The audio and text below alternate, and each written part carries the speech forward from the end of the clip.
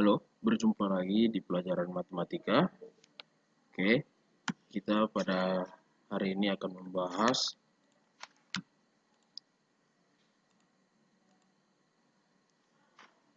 model matematika dari masalah program linear.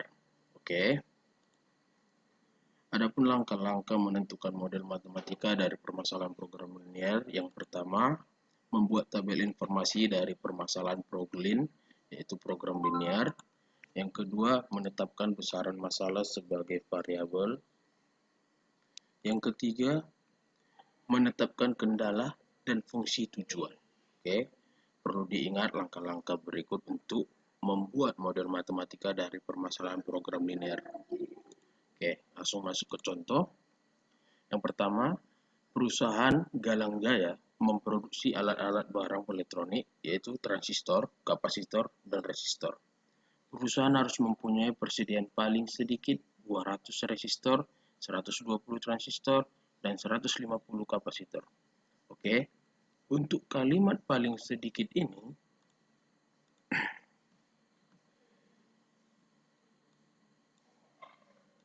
ini adalah kunci untuk nanti kita membuat pertidaksamaannya. Oke, kita lanjut. Yang diproduksi melalui dua mesin. Ada dua mesin yang memproduksi tiga alat tersebut, yaitu mesin A untuk setiap jam kerja hanya mampu memproduksi 20 resistor, 10 transistor, dan 10 kapasitor. Mesin B untuk setiap satuan kerja hanya mampu memproduksi 10 resistor, 20 transistor, dan 30 kapasitor. Jika keuntungan untuk setiap unit yang diproduksi mesin A dan mesin B berturut-turut adalah 50.000 dan 120.000. Oke, bentuklah model matematika dan gambarlah daerah penyelesaiannya. Oke, mari kita jawab. Langkah yang pertama yaitu membuat tabel informasi. Oke, perhatikan tabel yang sudah tersedia. Mesin A, perhatikan mesin A. Oke, untuk setiap jam kerja hanya mampu memproduksi 20 resistor. Oke, kita buat 20 resistor, 10 transistor, dan 10 kapasitor. Oke, kemudian di mesin B diproduksi 10 resistor, 20 transistor, dan 30 kapasitor. Oke, kemudian jika keuntungan untuk mesin A dan mesin B berturut-turut 50.000, maka fungsi tujuannya Fxc-nya adalah 50.000 di mesin A dan mesin B 120.000. Oke, kemudian di persediaan. Oke, di persediaan paling sedikit 200 resistor, 120 transistor, dan 150 kapasitor. Oke, membuat tabelnya sudah selesai. Berarti kita lanjut ke langkah berikutnya. Ya, langkah berikutnya menetapkan besaran masalah sebagai variabel. Oke, di sini kita akan membuat pemisalan. Oke, misalkan banyak barang yang diproduksi mesin A sama dengan X. Banyak barang yang diproduksi mesin B sama dengan Y. Oke, ada pertanyaan. Mengapa yang mesin A dan mesin B yang dimisalkan? Kenapa tidak resistor, kapasitor, dan transistor? Oke, pertanyaan yang bagus. Oke, perhatikan soal cerita tadi. Oke, di sini lihat di kalimat terakhir, fungsi tujuan diminta mesin A dan mesin B. Itu kuncinya. Di fungsi tujuannya. Apa yang diminta? Maka itu yang akan dimisalkan. Berarti mesin A sebagai X dan mesin B sebagai Y. Oke. Itulah untuk menjawab kenapa yang mesin A dan mesin B yang dimisalkan. Kemudian langkah berikutnya untuk membuat fungsi kendala. Oke, fungsi kendala. Perhatikan untuk resistor, resistor, perhatikan tabelnya. Untuk resistor 20 di mesin A, 10 di mesin B, maka tadi sudah kita buat pemisalannya, mesin A itu sebagai X dan mesin B itu sebagai Y. Oke, maka kita buat 20X ditambah 10Y lebih besar sama dengan 200. Oke, di sini. Kenapa? Pertanyaannya, kenapa tanda pertidaksamannya lebih besar sama dengan? Mengapa tidak lebih kecil sama dengan? Oke, di soal tadi, diproduksi paling sedikit. Ada kalimat mengatakan paling sedikit. Paling sedikit 200. Maka minimal yang ada adalah 200 dan bahkan lebih. Maka lebih dari 200. Misalkan soalnya paling banyak, maka yang paling banyak itu adalah 200. Jadi tanda pertidaksamaannya adalah lebih kecil sama dengan 200. Oke, kita sederhanakan, sama-sama dibagi 10, yaitu 2X tambah Y lebih kecil sama dengan 20. Oke. Kemudian untuk transistor, perhatikan tabelnya juga, 10 untuk mesin A, 20 untuk mesin B, maka kita misalkan 10X tambah 20Y lebih besar sama dengan 120. Kita sederhanakan menjadi X tambah 2Y lebih besar sama dengan 12. Kemudian kapasitornya 10X tambah 30Y lebih besar sama dengan 150. Kita sederhanakan menjadi X tambah 3Y lebih besar sama dengan 15.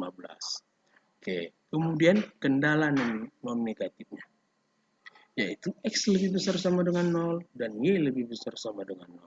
Oke, semua sudah terselesaikan di fungsi kendala. Selanjutnya untuk langkah berikutnya kita membuat atau kita mencari titik potong dari setiap fungsi kendala.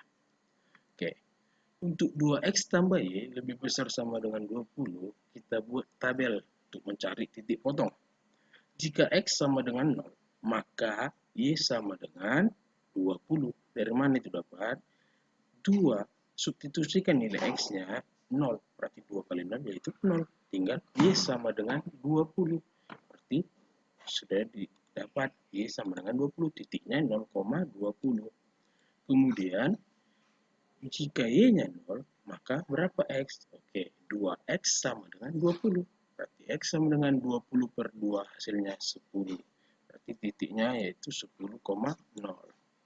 Oke, kemudian 2X tambah 2Y lebih besar sama dengan 12. Oke, jika X-nya 0, maka Y-nya sama dengan 6. Titiknya 0,6. Jika Y-nya 0, maka X-nya 12. Maka titiknya 12,0. Oke, kemudian untuk fungsi kendala X tambah 3Y lebih besar sama dengan 15. Sama halnya mencari fungsi kendala yang sudah dicari. X tambah 3Y lebih besar sama dengan 15, titik potongnya X0, maka Y sama dengan 5. Titiknya adalah 0,5. Jika Y 0, maka X sama dengan 15, maka titiknya adalah 15,0. Oke, kemudian kita menggambar grafik. Oke, perhatikan. Titik-titik di 2X tambah Y, 0,20. Inilah titiknya. X, Y 10,0. Disinilah X-nya 10, Y-nya 0. Maka kita hubungkan kedua titik menjadi sebuah garis. Inilah dia. Kemudian 2X tambah 2Y lebih besar dari 12. Titiknya 0,6, X-nya 0, Y-nya 6. Kemudian X-nya 12,0. X-nya 12, Y-nya 0. Ini titiknya kita hubungkan. Oke, kemudian X tambah 3Y lebih besar sama dengan 15. Maka titik-titiknya adalah 0,5 dan 15,0. Kita hubungkan kedua titik. Oke, sama halnya kayak pelajaran minggu lalu, untuk mencari luas daerah atau daerah arsirnya, kita menggunakan teori kebalikan. Oke, 2x tambah y lebih besar sama dengan 20. Kita ambil titik uji 0,0. Maka 2 kali 0 sama dengan 0. Tambah y sama dengan 0. Berarti 0 tambah 0 lebih sama dengan 20. Lebih besar sama dengan 20. Berarti 0 lebih besar sama dengan 20. 0 lebih besar sama dengan 20. Pernyataan tersebut salah. Maka daerah yang bukan penghimpunan penyelesaiannya kita arsir. Inilah dia, kita arsir.